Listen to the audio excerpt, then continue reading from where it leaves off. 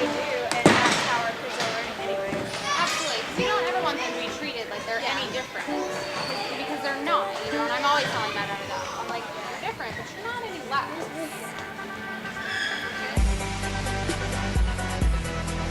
So A.skate started in Birmingham, Alabama in parking lots at our local church.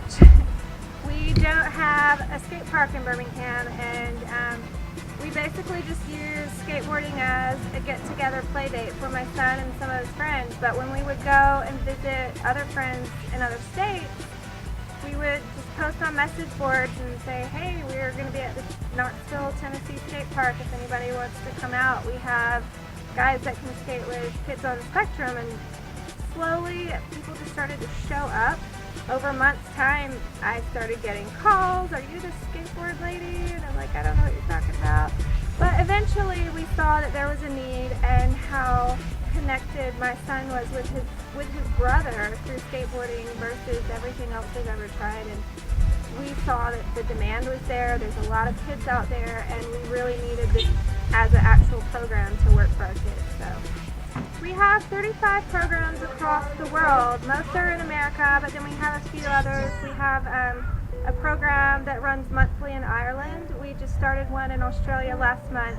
We're soon to have one in Guam, and then we have one in France, and soon London, England, and Germany. We have potential for this program anywhere, because even without a skate park, there's unlimited spaces for kids to skate. There's driveway, concrete, a parking lot. It's just putting these kids in a one-on-one environment with the instruction is what's really important, because one-on-one is how they learn best.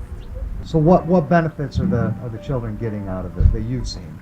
Skateboarding offers nearly every component of occupational therapy, and what occupational therapy is it works on different skills that our body needs to be aware of itself, like body in motion and sensory, motor skills, things that you touch and that you feel. Skateboarding works as an occupational therapy through motor skills, vestibular skills, proprioceptive skills, and sensory. And in general, we're putting these kids in a social environment where typically they're not or may not be able to handle organized sports with all the rules and the different things that go along with that can typically trigger meltdowns. So it gets a little chaotic with our events sometimes, because there's lots of kids everywhere, there's lots of volunteers, there's happy parents. But the thing is that the children need and crave that motion of the skateboard. So if they're having trouble with putting on a helmet and they're having a sensory issue with it,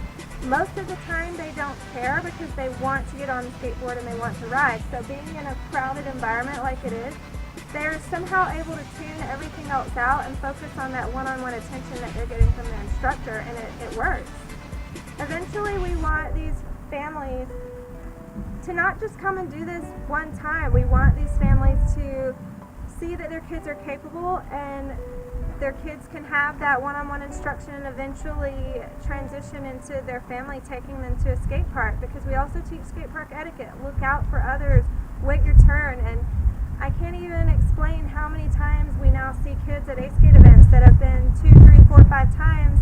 They're dropping in on, sometimes on vert now, but they're making that eye connection of what's around them and awareness, and that's also just as important as the OT skills they're learning. Different things for their kids. You know, a lot of kids that participate in A.skate have such a higher focus range for skateboarding, and after skateboarding, they love it.